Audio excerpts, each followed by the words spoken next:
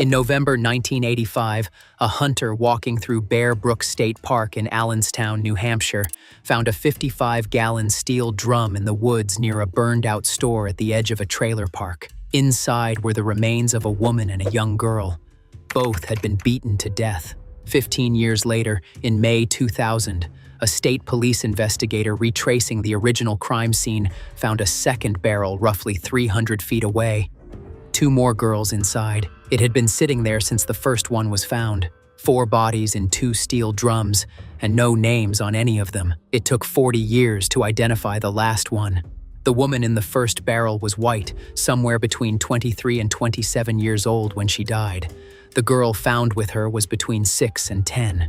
The 2 girls in the second barrel were much younger. One was a toddler, estimated between 1 and 4 years old, and the other was older than the toddler but younger than the 6-year-old. Investigators called her the middle child. All 4 had been dead for years before the first barrel surfaced. The best estimates put the deaths somewhere in the late 1970s or early 1980s. The cause was the same across all 4: blunt force trauma to the head. For 15 years, from 1985 to 2000, investigators had only the first 2 victims. They released composite sketches and circulated them across New England. Yet they ran dental records through every database they had and cross-checked missing persons reports from across the region. Flyers went to police departments, dental offices, and hospitals across New Hampshire and Massachusetts. The second barrel changed the scope of the case. When it surfaced in 2000, investigators realized the original crime scene had been incomplete the whole time. The second drum had been sitting near the first one for 15 years, through searches, evidence sweeps, and repeated visits to the site by investigators and reporters. The area around the burned-out store was overgrown and dense, but the barrel wasn't buried. It was sitting in the brush, rusted and partially covered by leaves and undergrowth. After the second barrel surfaced, the case became a quadruple homicide with no suspect and no identification on any of the 4 victims. The New Hampshire State Police and the Attorney General's office in Concord worked the case for years, reaching out to law enforcement across the country and entering profiles into national databases. CODIS, the FBI's national DNA database, launched in the late 1990s. When someone gets convicted of a qualifying crime, their DNA goes in and the system checks it automatically against unsolved cases. But CODIS requires a match on the other end, and the degraded remains produced limited DNA. Whatever profiles they could extract didn't match anyone in the system. The Attorney General's cold case unit ran them periodically as the database grew, checking every few years for new entries that might connect to the remains. Each time, the result came back empty, without names, and they couldn't trace the victims to anyone. There were no families to interview, no locations to canvass, no starting point. For more than 20 years, the barrels sat open with no suspect and no victim identities.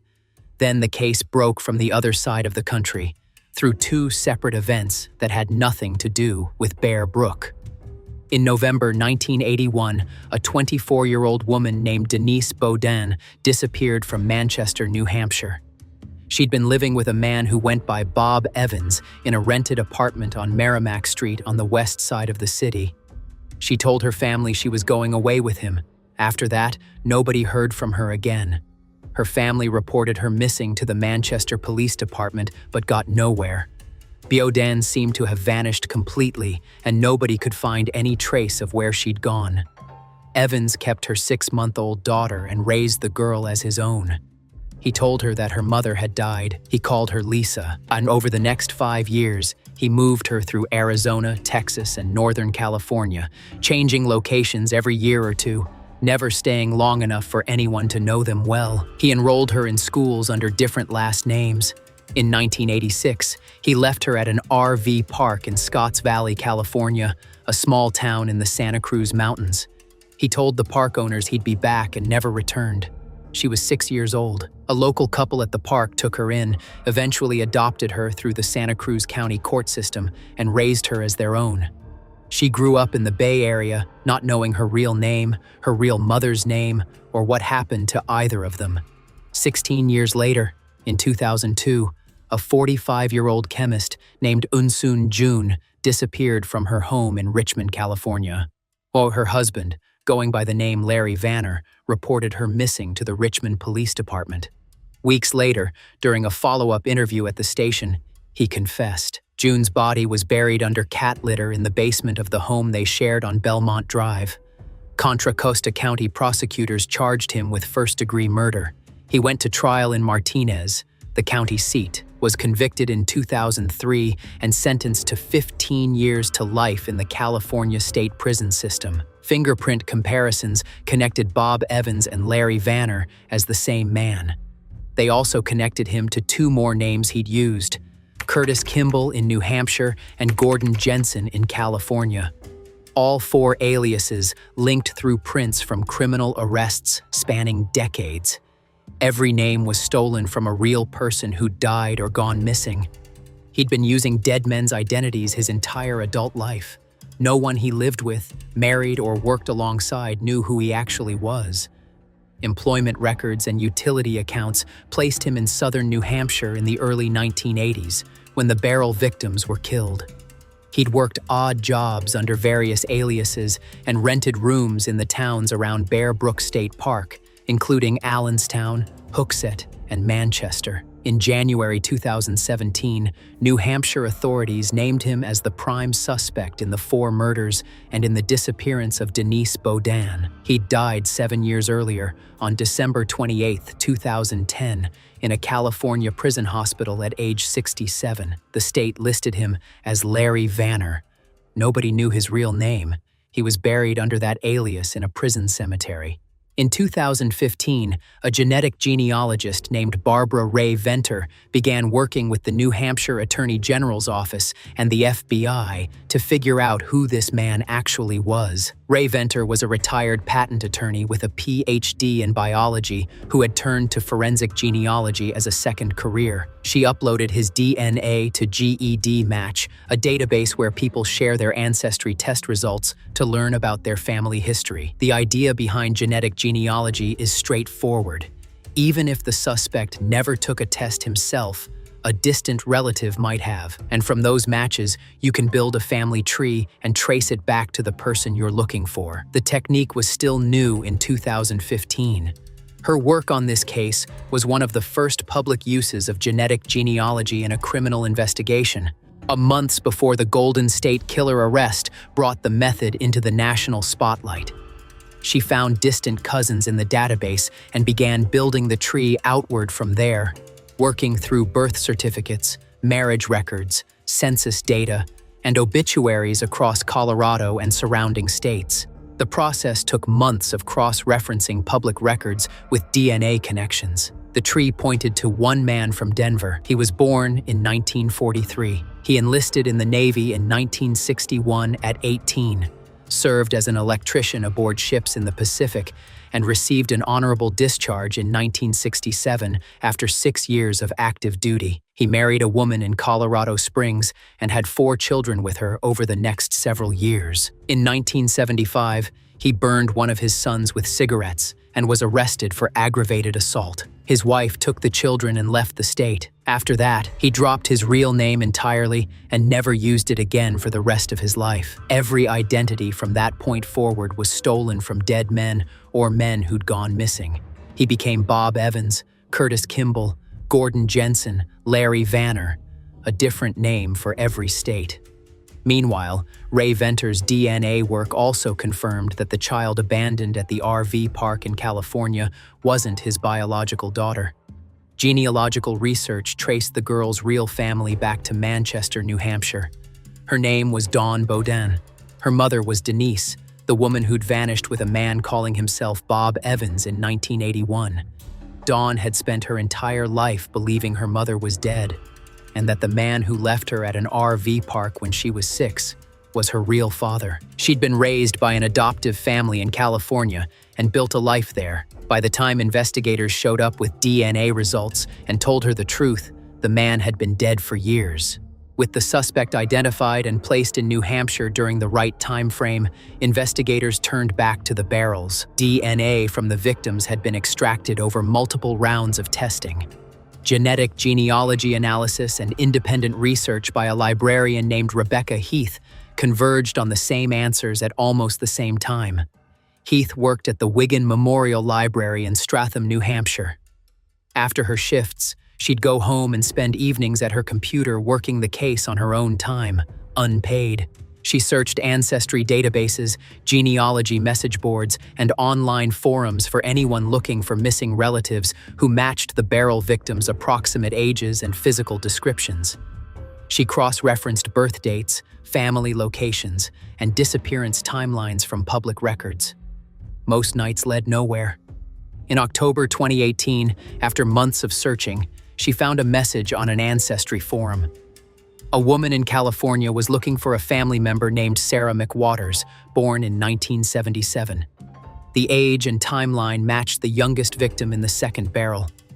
Heath's research and Ray Venter's forensic genealogy work reached the same conclusion independently within weeks of each other. In June 2019, New Hampshire Attorney General Gordon MacDonald announced the names publicly for the first time, 34 years after the first Beryl was found. Members of the victims' families sat in the front row, wiping away tears as the names were read. "When you know the faces, when you know their names," she said afterward, "they're not strangers anymore." The woman was Marlise Elizabeth Honeychurch, born in 1954 in Fairfield, Connecticut. She'd grown up in the Northeast before moving to Southern California and settling in La Puente, a city east of Los Angeles in the San Gabriel Valley. She was 24 when last seen alive. She had 2 daughters from 2 different fathers. Marie Elizabeth Vaughn, born December 1971, was about 6 when she died. Sarah Lynn McWaters, born December 1977, was between 1 and 3. All 3 were last seen around Thanksgiving 1978, when Marlise left her apartment in La Puente with a man her family didn't know. He was described as someone she'd met recently through mutual acquaintances. Marlise's family called her apartment after the holiday, wrote letters, and never heard from her again. They had no forwarding address and no way to reach her. They contacted local police in California, but Marlise was an adult who had left on her own. So there was nothing to investigate. For 40 years, they didn't know what happened to her or to the girls.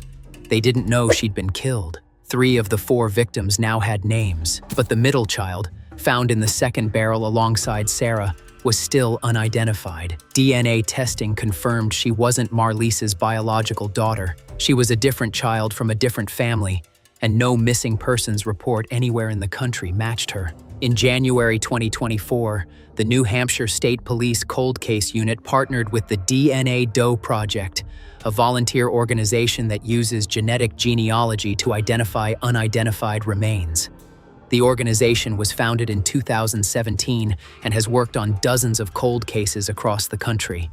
For the Bear Brook case, they assembled a team of more than 40 genealogists, professionals, and experienced DNA researchers, all volunteering their time to trace the middle child's family.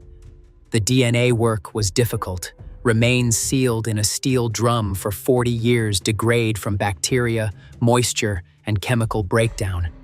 Specialized labs, including the University of North Texas Center for Human Identification, ran multiple rounds of extractions. Standard methods failed on the first several attempts.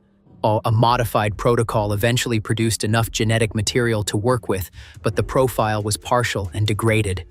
The lab uploaded the profile to ancestry databases. Distant matches appeared, relatives with varying degrees of kinship to the remains. The genealogists began building the family tree outward, verifying every connection through public records, birth and death certificates, obituaries, and family registrations in county courthouses across the country. Over more than a year of work, they compiled a tree of roughly 25,000 people spanning multiple generations and states: Texas, California, Colorado, the Pacific Northwest.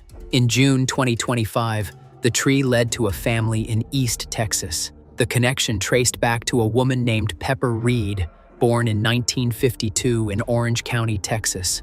Reed had been in a relationship with the suspect in California in the mid-1970s.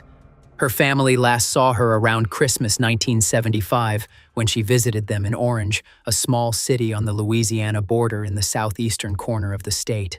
She was pregnant at the time. Her family knew she was expecting but didn't know who the father was or where she went after that holiday visit. They assumed she'd chosen to walk away from the family on her own. A birth certificate from Orange County, California, confirmed a girl was born there in 1976. The father listed on the certificate was the real name of the man behind all 4 aliases, the man who died in a California prison in 2010 and been buried under someone else's name. His name was Terry Peter Rasmussen. The child on the birth certificate was Rhea Rasmussen, his daughter. DNA from the middle child was compared to a sample from one of Rasmussen's known biological relatives. The match confirmed it. A Y-DNA test using a sample from Rasmussen's 2010 autopsy confirmed he was Rhea's biological father. She was between 2 and 4 years old when she was killed by her own father. He sealed her in a steel drum with Marlise Honeychurch and Marie Vaughn, 2 people she wasn't related to, and left her in the woods in New Hampshire. She had been in that barrel for roughly 40 years before anyone knew her name. On September 5th, 2025, Senior Assistant Attorney General Benjamin Agati announced the identification at a press conference at the Attorney General's offices in Concord. And he named Rhea Rasmussen as the 4th and final victim of the Bear Brook murders. Detective Sergeant Christopher Elphick, who had worked the case for years, said they never forgot Rhea and they never stopped looking. 40 years after the first barrel was found in the woods behind a burned-out store in Allenstown, all 4 victims finally had names. Rhea's identification raised a new question about her mother. Pepper Reed has been missing since the mid-1970s. She was last confirmed alive by her family in Texas around Christmas 1975, when she was pregnant with the child who would be found in a barrel 10 years later. Rasmussen was the last person known to have been with her before she disappeared.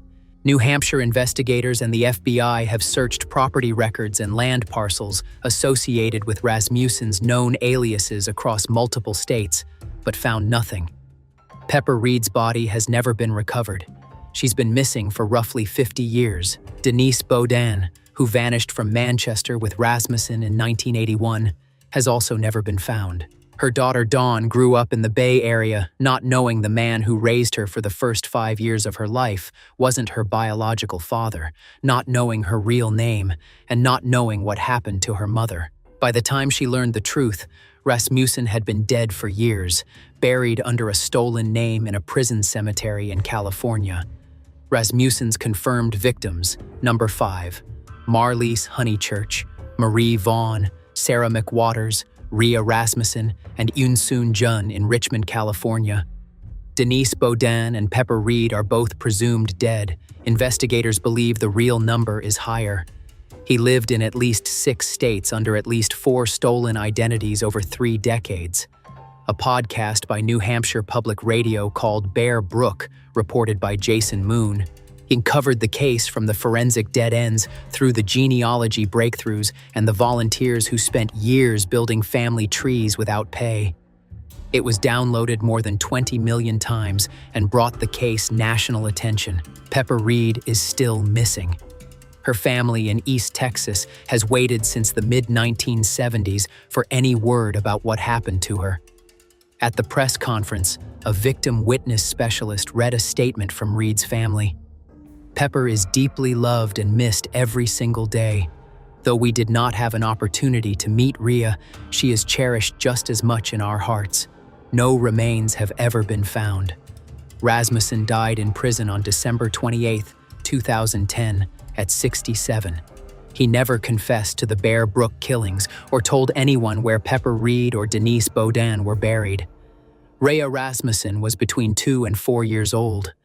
Her father put her in a steel drum in the woods in Allenstown. It took more than 40 genealogists and a family tree of 25,000 names to find out who she was.